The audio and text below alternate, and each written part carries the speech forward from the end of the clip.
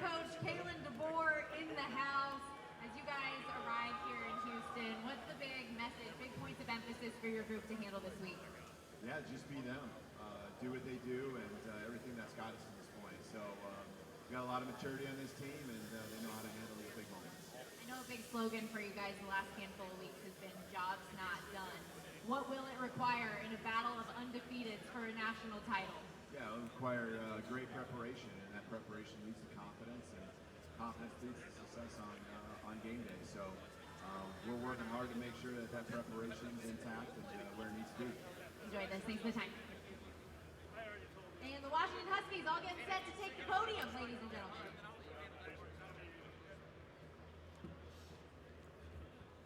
Pretty easy. Hey, Kevin, William Inge. Meet you, Kevin. I'll make sure they answer questions online. Okay. Would you like a water? Please. Thank you so much. Hey, where you from, Kevin? We're in the ACC office. Oh, okay. Nice. Nice. Now, hey, now is the ACC office in Charlotte? We're in Charlotte. Charlotte. Okay. Okay. All right. Mm-hmm. It's different than Greensboro. Yeah. And now, how far Greensboro to Charlotte? It's like an hour 15. Oh, okay. And that ain't too We bad. actually have some of us that drive back and forth. And their families. You know, Yep. Rooted. Yeah. Oh, yeah. Yep. It's their drone. Yes. What's that Yes. noise going on? I was incoming.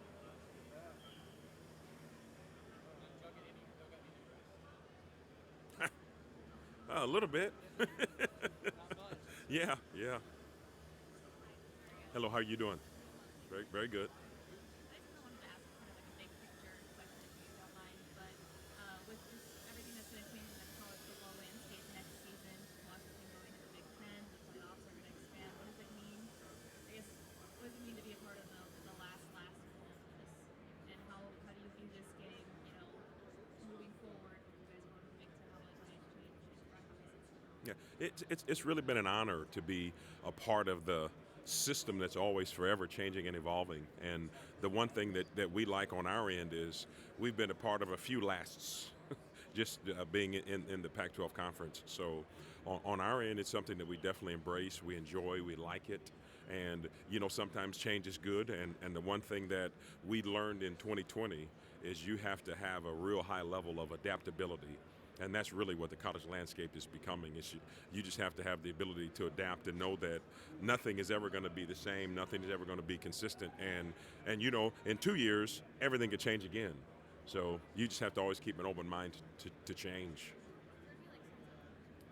Sorry. Is there any sense of nostalgia? Just like this is the last time the Big 12, Big 10 team is going to face off in the national championship, and then obviously there's been heated battles over the past decades. Yeah, you know, and you know, being a Big Ten person, you know, growing up in the Midwest, you always saw the Big Ten and the Pac-12, you know, playing in those championship caliber games, especially primarily in the Rose Bowl. So to see it change is definitely kind of a bittersweet moment for a lot of people and in a lot of homes. But that's kind of the changes happening just in the landscape of college football. Is there one, you know, game or a few games that stick out to you between those two teams or two conferences? Well, you know, I just think if you just think about the history of having the Ohio States, Michigans, Iowas, Illinois, just all of your Big Ten schools playing all of the Pac-12 schools. You know, I know being from the Midwest, everyone really got to embrace and enjoyed coming out west in the end of the year for the holidays. So it's not really one particular team per se. It's just the moment of knowing. We grew up listening to Keith Jackson coming on at 2:30 in Missouri, talking about the granddaddy of them all, and seeing that kind of it's evolving. It's unique, but it's definitely a good time for sure. Hello. How you doing? Good. Could you comment generally on just the dynamic of the age of maybe what 5 starters years on the defensive side, or 6-year guys, maybe 5th-year guys, Yeah, yeah. 4th-year guys? You- Yeah, you know, the one thing that is good is maturity definitely helps. When you have individuals that have what we call sweat equity, the equity in your program. They have playing time. They have maturity. They understand how to win, how to practice, how to prepare. You can see this being a great benefit, and that's something that we're getting to experience right now. You guys have won so many close games down the stretch, tons of close games. Has that maturity, do you think, been a factor in you guys being able to win those games? Yes, some for sure. And the one thing that we always tell our players is definitely luck favors the prepared. So if you prepare well and you're mentally ready, often the ball is going to bounce your way more times than not. So we've definitely been happy with how the ball has bounced. And believe me, we don't want to be in those games being that close, because just as everyone else is on the edge of their seat, so are we as well. And we're in the thick of it. Yeah, come on. We might have kind of been asked about this earlier, but I mean, this becomes a conference game starting in October. And I know you've considered that, but just kind of what are your thoughts on that? I know that a lot of people are hurting because of the Pac-12 going away. Yeah. But yet, the Big Ten's got to really be happy with this matchup. Yeah, I would imagine all of the Big Ten folks in Chicago in the office, they're sitting like a rat in a cheese factory right now, for sure. But it's just kind of the new landscape of everything that's going on. I think, as I was saying earlier, it's definitely a bittersweet moment to see a conference kind of dissipate. But the one great thing about life is there's always going to be evolution, and you have to be ready to evolve. Thank you. Thank you very much. Coach, when you're 25-2 in a place in 2 years, you don't think about program development like on the outside, but you guys are still just less than 2 seasons in. Like, where do you think the program is headed? And I'm talking to you specifically about, even though you're at a championship level, like what's left for the defense? Yeah, well, I think just like you said, the one thing that we have to do, and one thing that we know, development is constant and development is consistent. So those are the things that we're always consistently doing in our program, where the development of all of our young players, even sometimes the development of some of our mature players when it comes to their football preparedness or just understanding football more. So there's still a lot left to do on our end, because we know once you're done with this particular season, it's a whole nother season and a whole nother football team, and that's the exact approach that we took coming into this year from last year. It's a whole nother season. It's a new team. We have to start from ground zero and make sure that the foundation is thick in order for us to be able to win close games. Jim Harbaugh teams are always built very strong in the trenches. And you look at that Michigan offense, J.J. McCarthy, very athletic. They have a really creative and complex running game. What's that challenge? A lot of challenges. Probably the main aspect, like you said, they definitely define the elements of physicality, and as a coach, it makes you so happy, because this is what really defines football from any other sport, the elements of contact that you have to have. So we have to be able to match that exact same physicality with us on defense as well. Yeah, how you doing, Heather? How you been? So great to see you.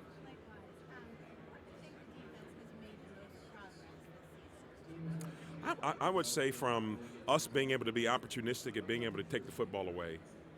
I think that's where we probably have made the biggest strides, being able to go attack the football, and that's one of our primary focuses as well. Being able to be great on third down, being better in the red zone, and being able to get the football away and give it to our offense. And something that we talked about potentially being able to happen was, because of our offense, us being able to be better or being good on fourth down, because teams are going to have to go for it because of our offense. So we feel those are some things that we definitely have stressed, have improved on, and that's probably one of the reasons why we're here at this point in time. How do you try to create those takeaways against a team that is not very easy to run? Well, often, Heather, it's got to be a mindset. When you have your opportunity, it's got to be kind of the one-shot, one-kill mentality. When you see the ball, you've got to go attack it. When you have an opportunity, you just have to be a ball hawk. And hopefully those things will happen. And I do definitely commend Michigan for sure, because the reason why they are where they are is because they've done a great job of being able to take care of the ball. Thanks, Heather. Heather, Michigan is a football team that really has made trick plays a staple of its game. You see the double pass against Alabama. Pretty much every game they're doing something tricky or some sort of fake. How do you prepare for that on the defensive side of the ball? Probably the biggest thing just for all of the players, you have to understand your rules and always keep your eye disciplined. And I definitely commend Coach Harbaugh and his staff, because one thing that they always have, it's always been Halloween. They have always had a bag of tricks in every game that you see in some way, shape, or form. So we just have to make sure on our end that we keep our eyes where they need to be, stay disciplined with respect to your job, and make your plays when you're at the point of attack, because you know you're going to get those trick play elements at some point in time. You just don't know which one you're going to see. How's Braylon Trice evolved since Braylon is a joy to coach. The one thing that we love about Braylon is he does a lot of things kind of that you don't have to coach, because he plays so hard. And that's one thing that we require of all of our players on the team. If you play hard, a lot of things will sort themselves out. He has what you call a high running motor. And that's where he's been very effective, because he's going to go hard, play in, play in, play in, play out. And that's one thing that we see as a strength for him, and that's why he's going to have a chance to make this his occupation someday. How do you manage that kind of fire? We'd rather say whoa than sick 'em.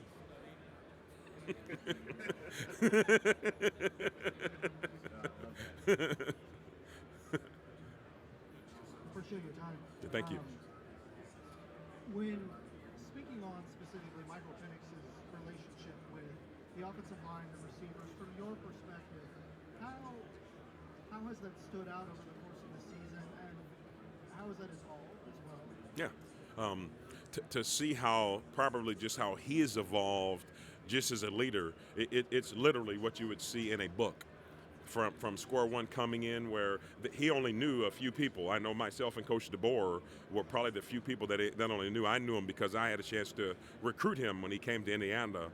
I was one of the coaches that was there. So to see how he really kind of opened up and was embraced by everyone, he had to start it off quiet. Just because he didn't know anyone, they didn't know him. It was like he was kind of coming into their territory, and he was going to win them over with his work and with his actions. And he did exactly just that. We know that Michael has battled unfortunate injuries. That must have been hard for him to. You mentioned him rather quiet in the beginning, to sort of open up as time goes on.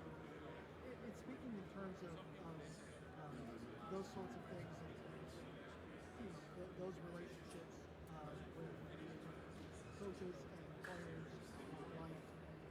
When going through those adverse times, I mean, you talk about the changes. Can you elaborate more on how that has helped him stronger quarterback over the season? Well, I think the one thing that we get to enjoy is, whether it's sport, whether it's life, just being able to live in some way, shape, or form, you're going to endure or experience some kind of adversity.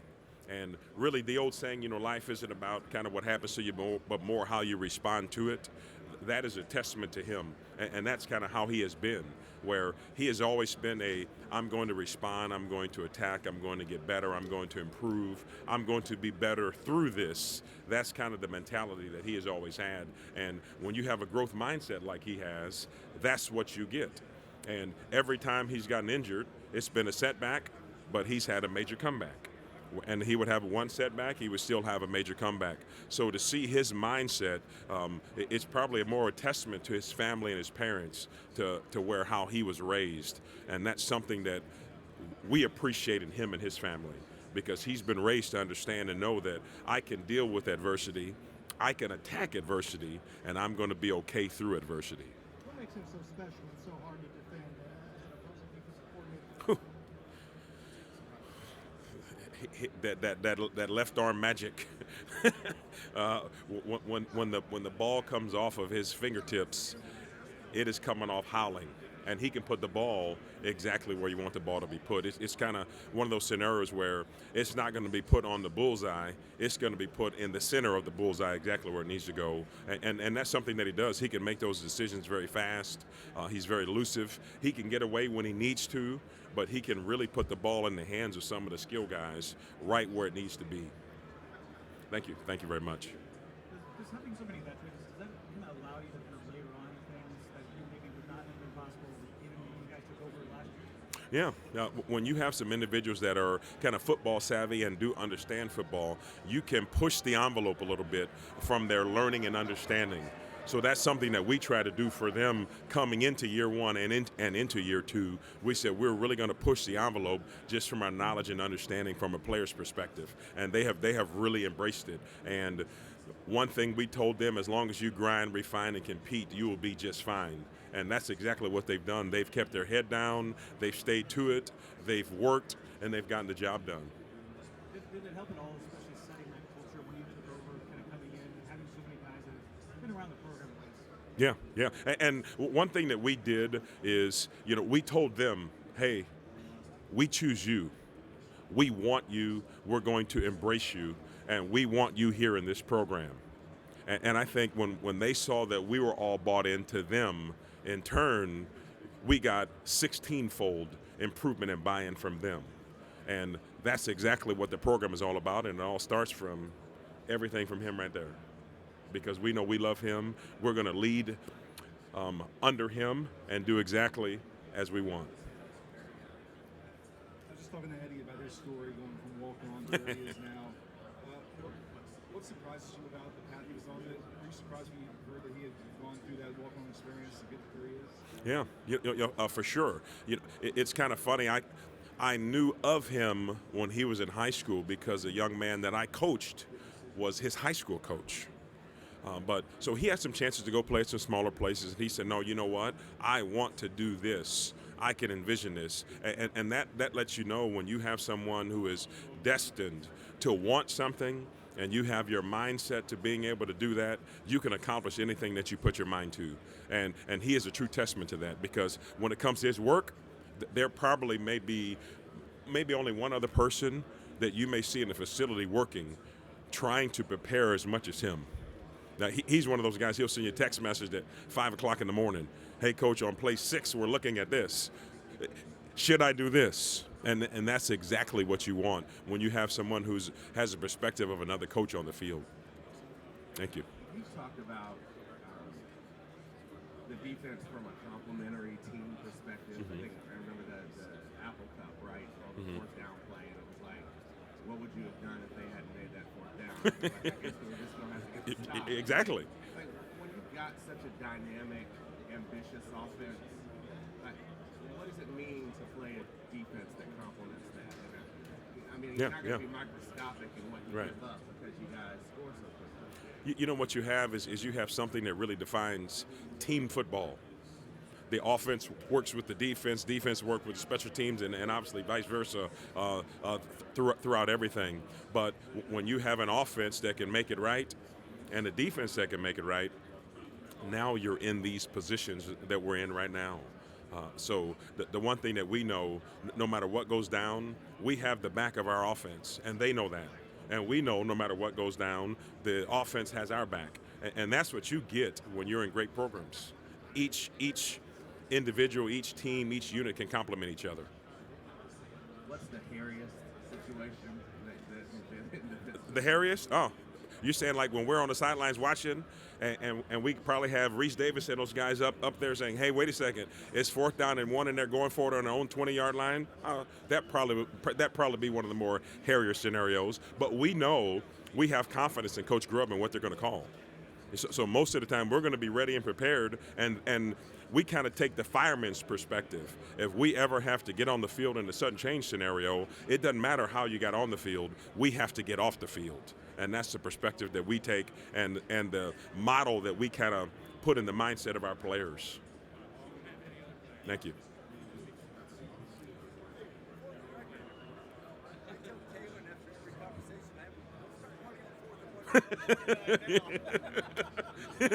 Hey, that's exactly what happened in the Texas game. We're like, Hey guys, I think we're probably going to go for it. So let's make sure we're up and ready.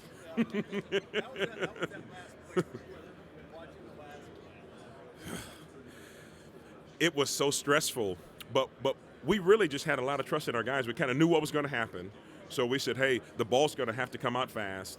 Guys, go make your play.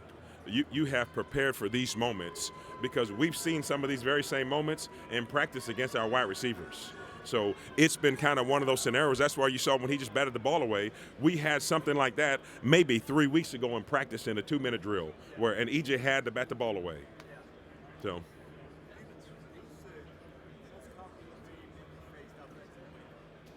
To Michigan, probably your Oregon. You know, they're kind of built very, very, very similar to them. You know, the run game. Now the runners are a little bit different. Obviously, in Corum, he can get downhill, and they do a great job of really what we call pushing the pile with the offensive line, to where you can stop them for a 1-yard gain, and all of a sudden you look up, it's 2nd and 4.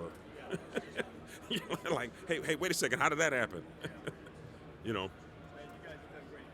Yeah. Hey, thanks, Reese. Appreciate you, man. Thank you.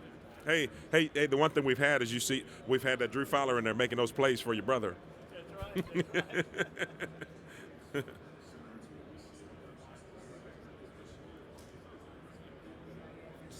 mentioned how fans can listen in to the radio. They can look at you up there on that screen. Oh, okay. It Okay. says, like up here, it's channel E6, so they turn their radio. Channel 6. Oh, okay. Well, we'd like to thank all the fans for their support. Yep. Anyone listening on channel E6, you said? E6? Fans, we thank you very much and we appreciate you. This is a great time of the year, a excellent moment for all of college football, and we're just pleased and happy to be here. And we're happy that we can represent the University of Washington at this time.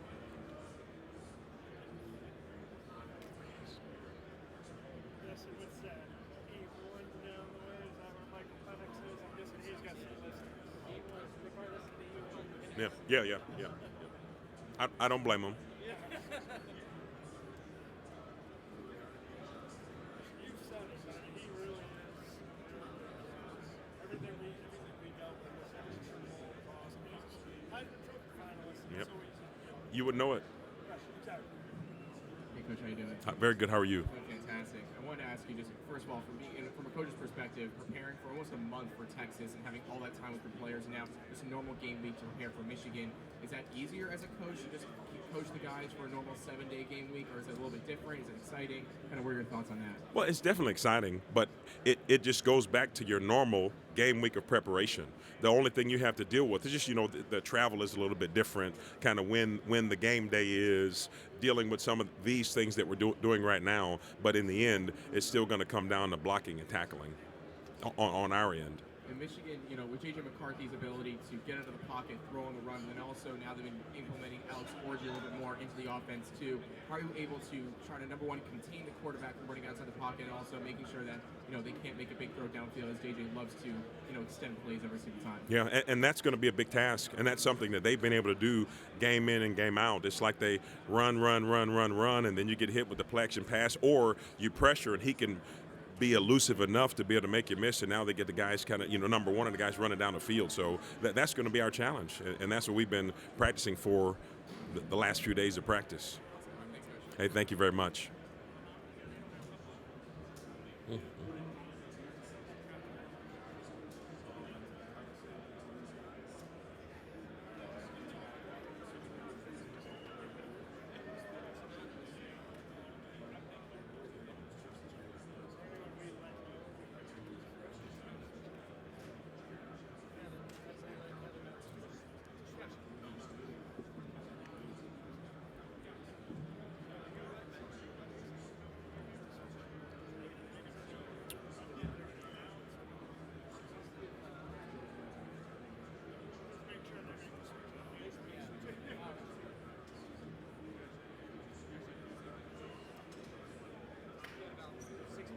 It's all good. Yep, it's cool. Yep. Yep. 45 minutes last week, the best seat right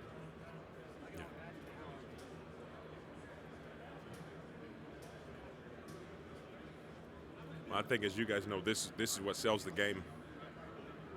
So it's the things you have to be able to do. Reese. Yeah.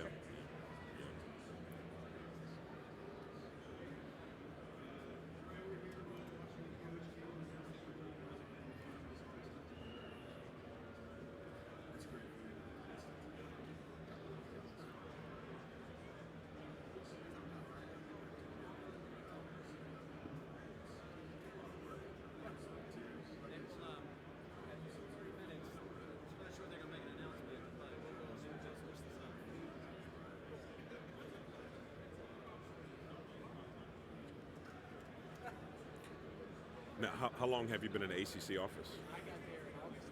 Oh, gosh.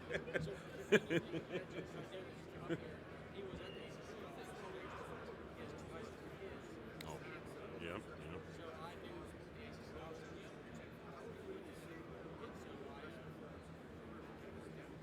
Yep. Oh, how about that? Oh, yeah, yeah. Well, yeah, that's good.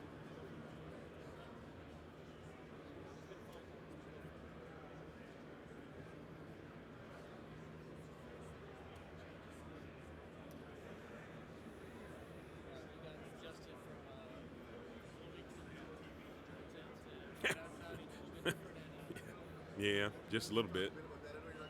You know, but it's a great place.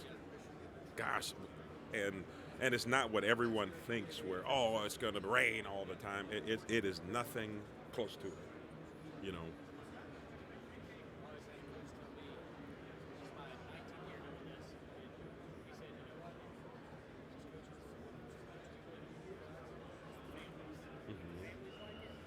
Yeah. Oh yeah. Oh yeah. Oh yeah. Oh yeah. Yeah. Yeah. Correct. All you know is the drive from where you live to the facility, or to the gas station, or to the grocery store. Right.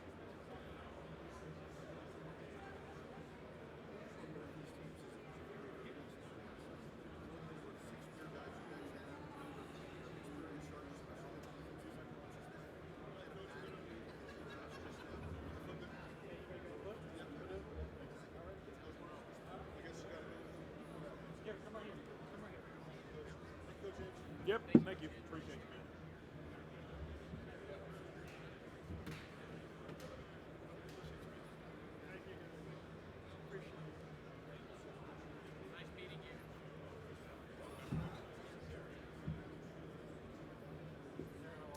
I'm all right. How are you?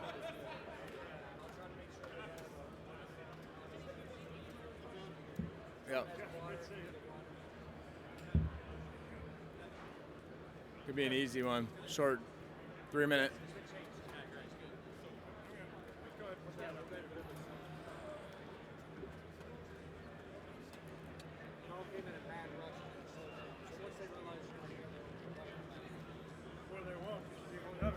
That's what I'm saying. I'm putting a 3 minute time limit on it.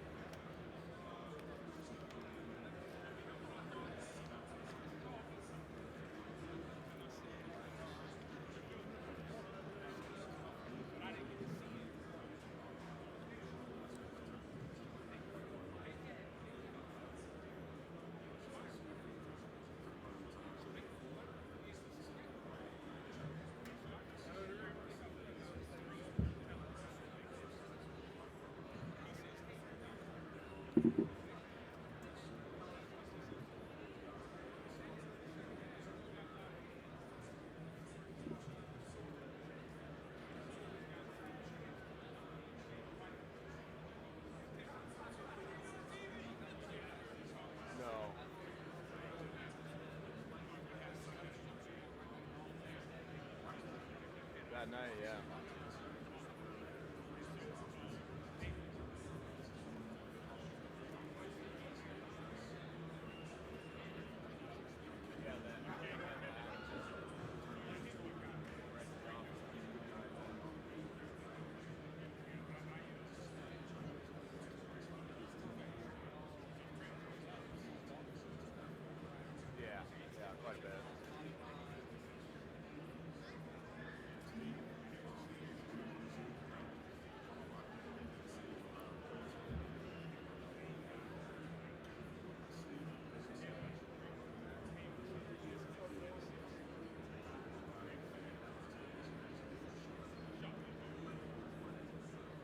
What's up, man? What's going on? Perfect. Set my phone right here then.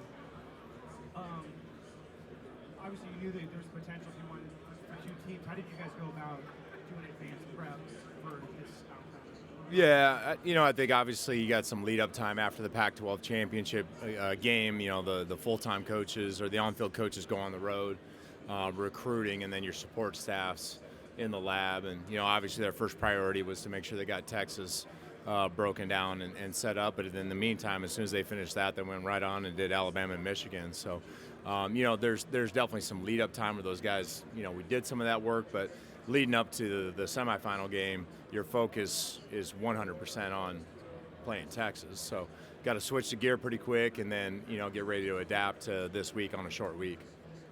What do you make of that gap, right? So it's more of a regular turnaround, there's a lot more obligations and stuff. Like, how does that change, like, how the game might play out knowing that there's...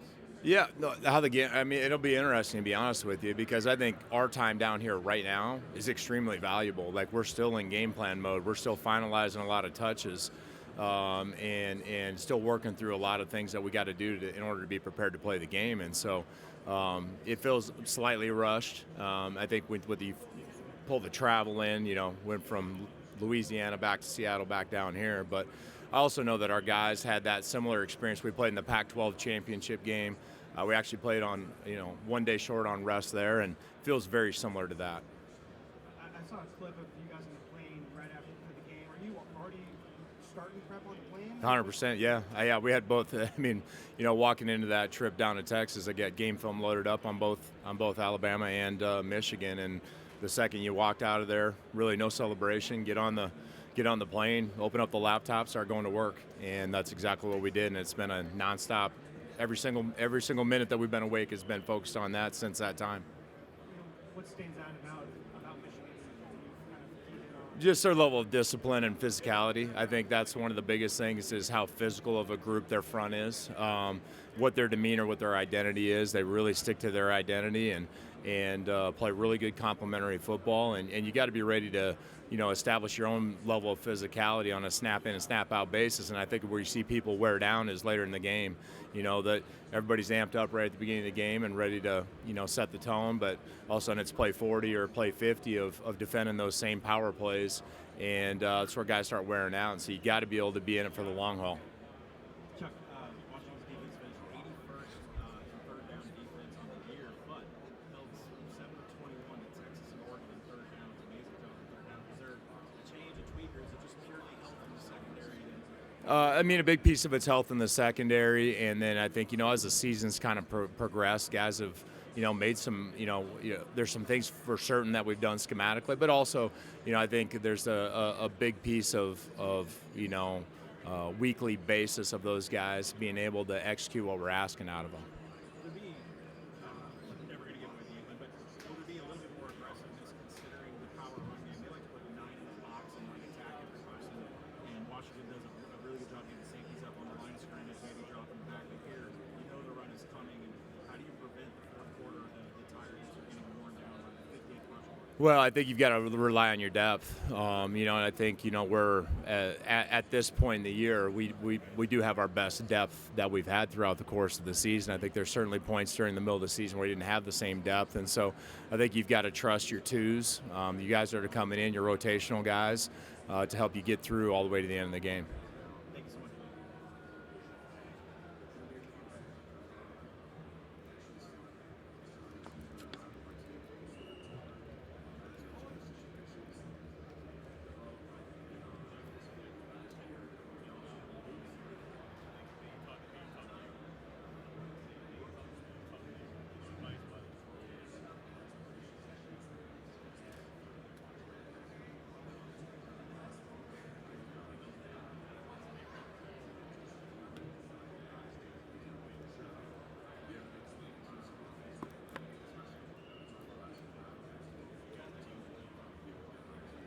You guys already have that. They already do. Are we second today? Or are we?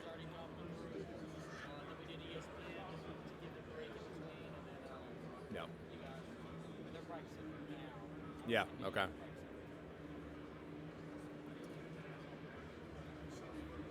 I am. Mitchell. Yeah. Good to meet you. Yeah, appreciate it, man. Yeah, my I got a lot of family in Parkston. So my grandfather, my grandfather, my mom are from Parkston. So I've been, Parkston and Mitchell, my whole, yeah. No, it's been a journey, man, for sure. So, honestly, not really. I don't know. I think it's just the biggest thing is that we've been in a lot of big moments, even though it's not this level, but a lot of big moments over the years. Just like, the thing that's different is you guys are bigger, faster, stronger, and there's a lot more people watching the game. So outside of that, I would say the football is 53 and a half yards wide. It's 120 yards long. Yep. Same size of field. It's the same size of field. Yeah. Us. Okay. Where are you guys at now? Okay. You still got family back in the Mitchell area then, or you grew up there? All my siblings have gone out. Yeah. My wife and dad and his family. Yeah, I got my brother lives in Sioux Falls still. So, yep. I don't get back. I haven't been back much lately. It's hard to get back, so I haven't been back over there. Yeah, I bet.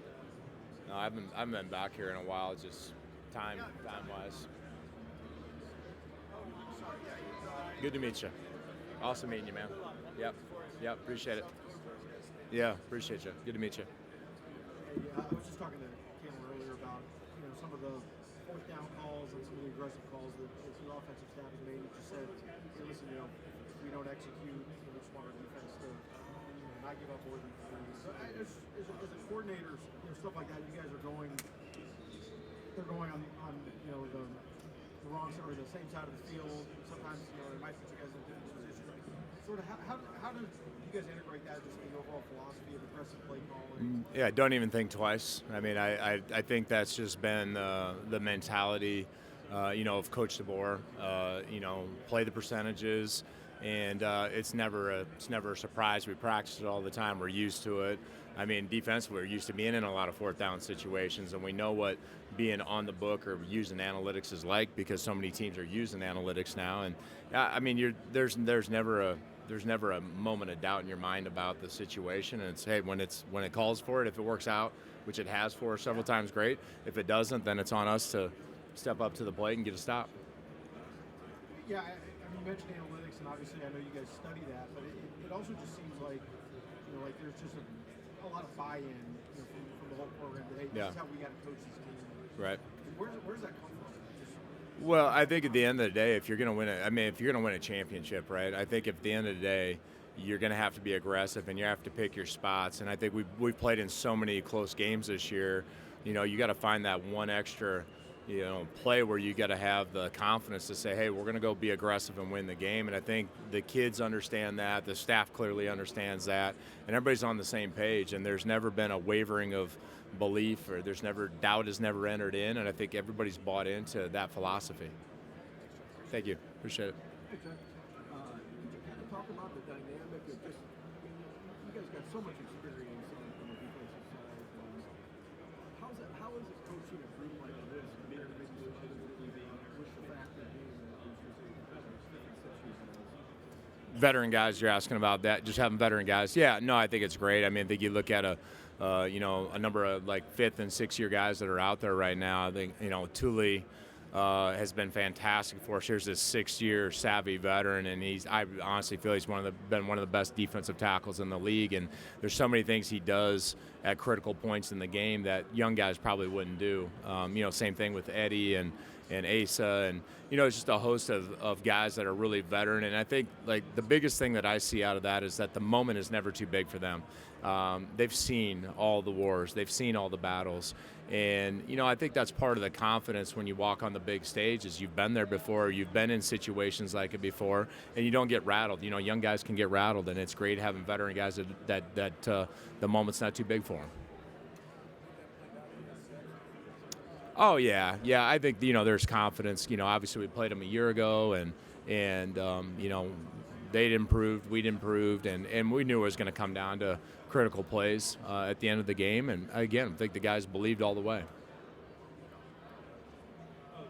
Chuck, I grew up on a small college campus, Right. and I watched the athletic director cut the grass and paint the line Yeah. and do the laundry. What do you think it means to those guys who are out there grinding at NAIA, Division II, Division III, to see you and Kalen in a really short period of time to be coaching in this game?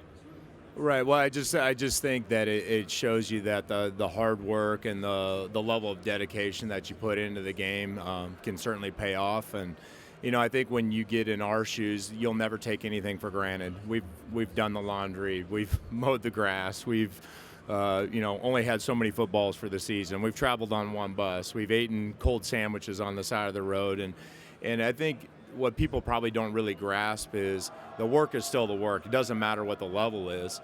And I think it's a message to those guys that it's definitely possible. And there's good football coaches at all levels. What was the biggest challenge for you as a coach at AD since Montana Tech? Wow, just not enough hours in the day. I think when you take on that role of being a head coach and the athletic director, most of your day is filled with problems.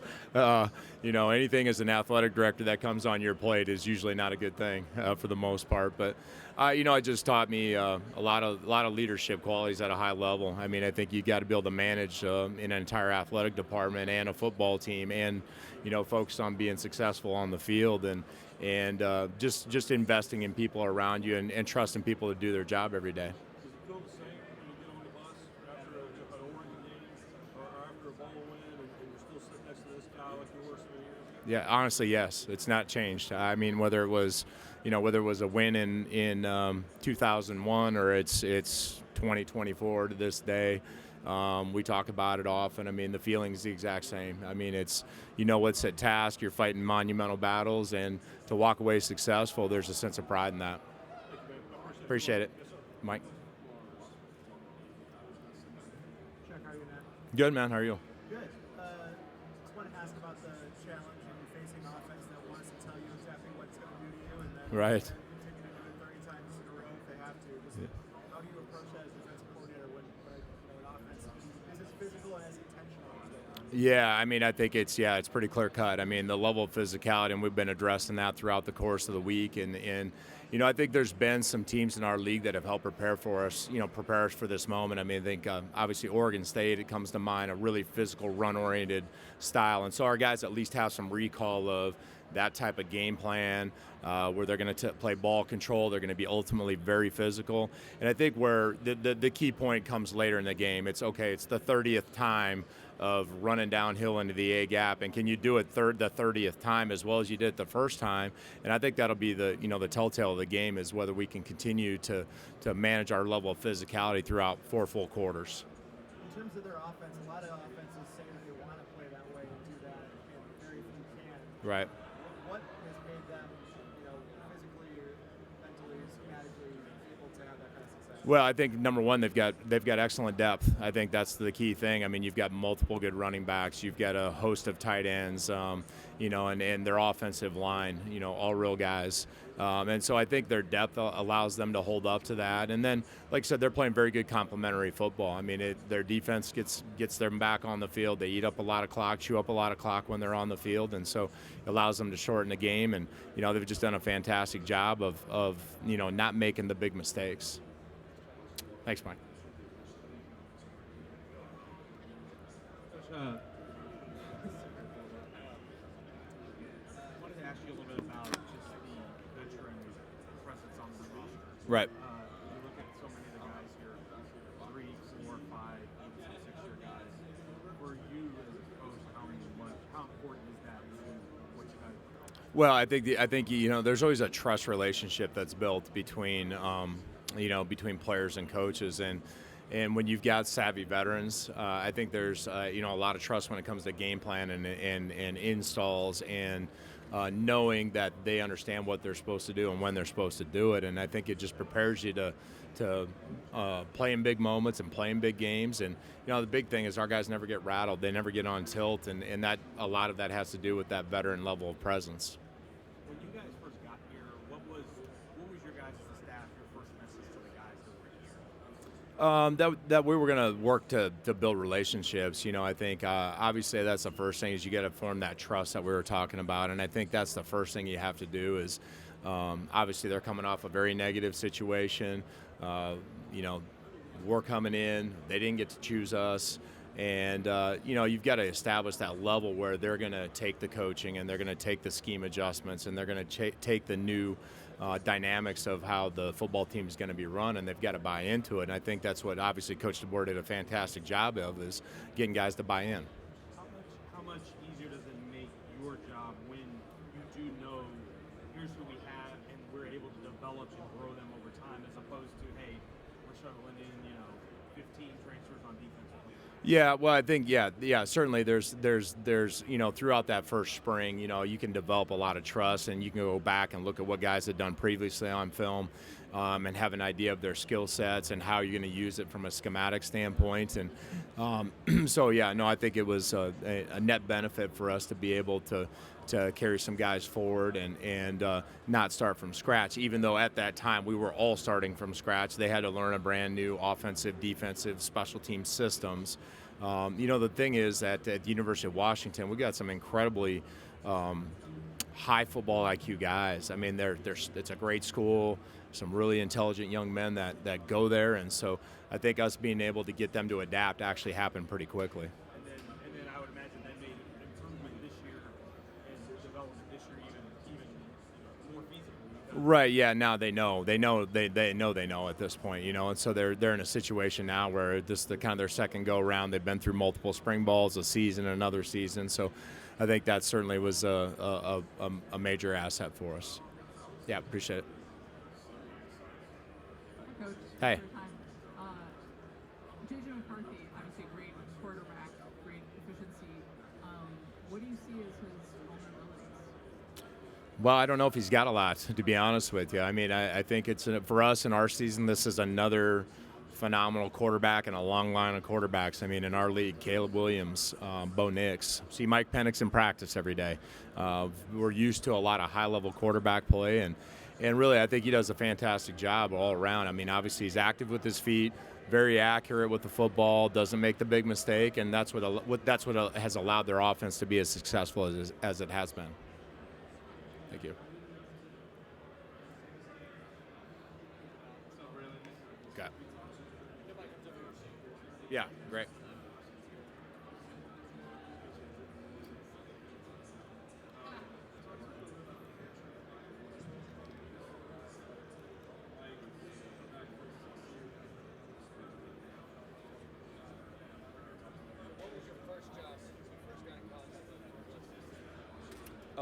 It was DB coach at Sioux Falls at our alma mater, yeah.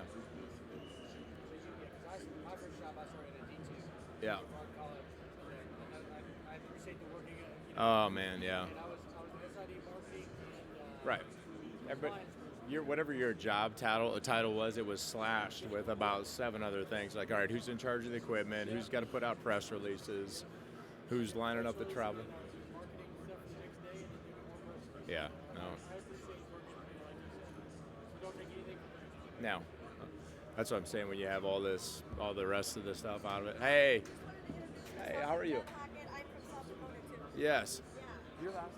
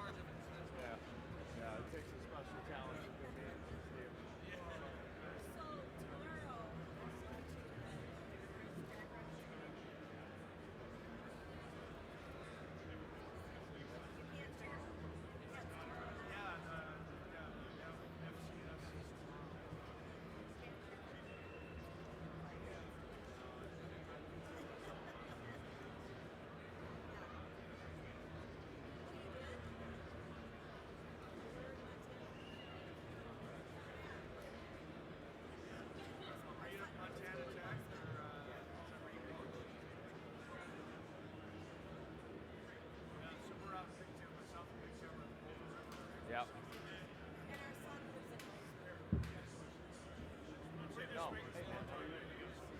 man. All right.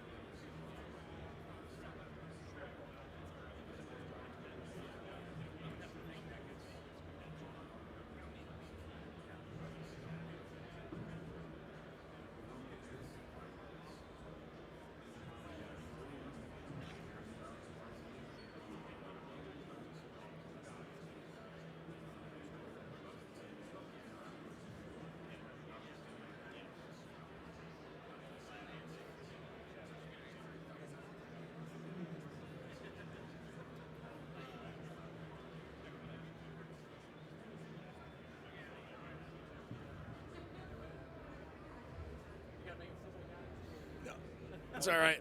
Sorry about that. No, it's good. It's good. I thought it was interesting that Michigan didn't use a lot of 12 personnel against Spain. Right. They maybe used 12 as much as anybody in the country. I think they're 100%. Yep. So what did you see from them doing more 11? I think like a little bit as you're studying them, the why of that. Well, I mean, as you watch, Alabama's front, they've got some physical characters up front, and so I think tried an opportunity to try to get in a little more space and be able to attack them a little bit differently. And I think that was something that ended up being an asset for them as a part of their game plan. 5 minutes remaining. What challenges does 12, especially their 12 with two really high-end tight ends? What Yeah. challenges does that present? Well, I mean, your box numbers got to be right. I mean, that's the thing all the time, the math. I mean, defensive football is math. If they've got 9, you need 10. So, I mean, you got to put the guys in the run fits. But also you got to be really wary because all of a sudden, tight ends start popping out of there. You're looking at trying to defend play action pass and explosives. And they've done a good job with their big chunk yardage coming out of those heavier sets. Loveland is a really talented guy, 18.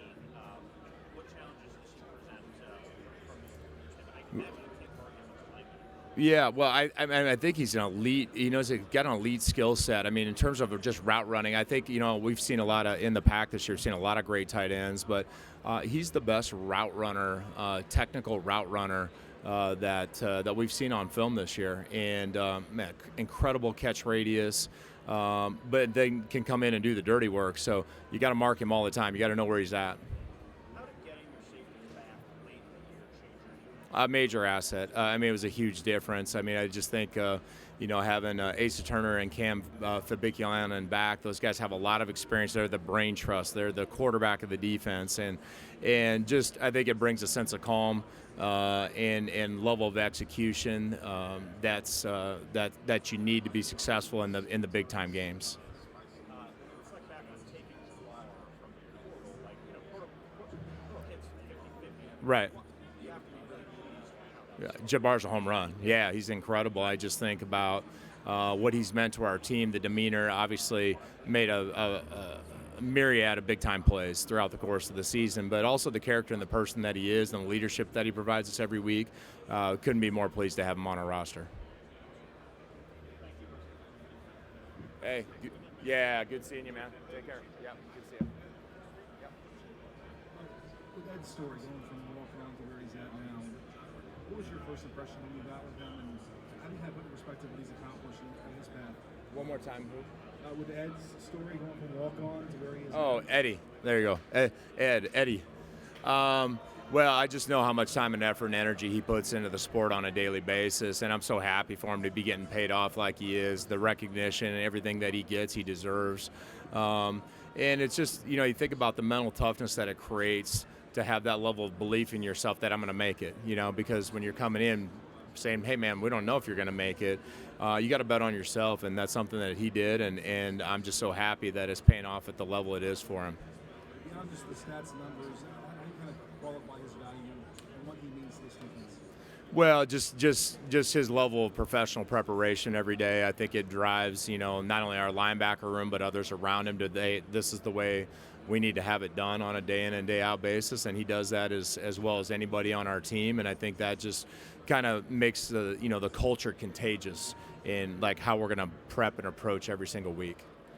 And with the matchup with Michigan, it's really a different matchup than you've had all year. What do you draw upon? Is there a previous game that applies? Yeah, I think there is. I was just mentioning. I think Oregon State. I mean, have been quietly been a very good football team in our league, and they've got that 12 personnel, 21 personnel demeanor, and so we've faced a style that's similar to that. Now, obviously, I think Michigan's got a great identity in what they do offensively, and they're going to challenge you to step up and fist fight with them for 4 quarters. Preparing for the CFP overall, how do you even logistically strategize? Okay, we got to scout this team, now scout this team. Yeah, get ready to play Texas. Ladies and gentlemen. Well, I mean, the focus was on Texas for sure. But our support staff did a good job of pre-game planning a little bit, and at least having the film broken down on both Alabama and Michigan. And the second we walked off the field, we got on a plane and we started studying Michigan. So, you've got to do a little bit of work in advance, but you can't really focus on it because you're preparing. I mean, Texas was a fantastic team this year. So it's been a busy, short week. Thanks. Thanks, man. Appreciate you. Yep, appreciate you.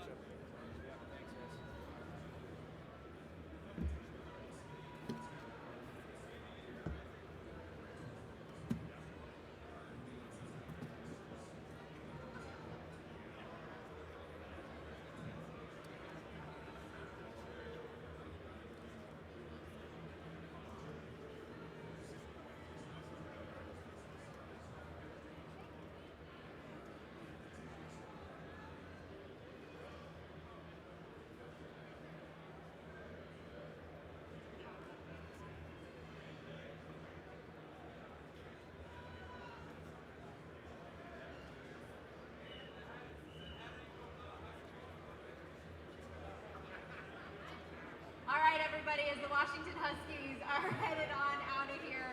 One more quick stop from Washington corner Jabbar Muhammad. What can you tell me about the pulse of this Husky squad as you guys are getting set for your national championship appearance? It's really just calm, cool, and collected right now. I think we're ready to play. Our preparation has been really good, and we're ready to go out there and cut it loose. I've heard a lot of these guys talking about how being an underdog has fueled you along the course of this season. How has that elevated you guys to a next level, to an opportunity where you're here competing for a national title? Yeah, honestly, it just brings us closer together. We know we got those 4 walls. We know we got the locker room. So we're bonded like that. Nothing can stop us, honestly. Anything you want to tell the Washington faithful before you head out of here? Go Huskies! Thanks so much, everybody, for coming out to the 2024 College Football Playoff National Championship Media Day. I hope you enjoyed listening in on all of the coaches and players. Make sure you stick around. Check out some of the fan activations. And if you do get a picture with the National Championship Trophy or you're running the 40-yard dash, use the hashtag CFP Playoff. Thanks so much, everybody. Have a great day.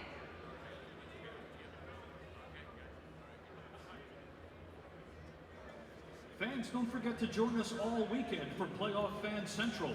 Playoff Fan Central, located right here at the George R. Brown Convention Center, offers a wide array of family-friendly entertainment and interactive experiences that'll put you right in the middle of the action as we celebrate the pinnacle of the college football season. Admission is free. Just download the CFP Playoff mobile app on your Apple or Android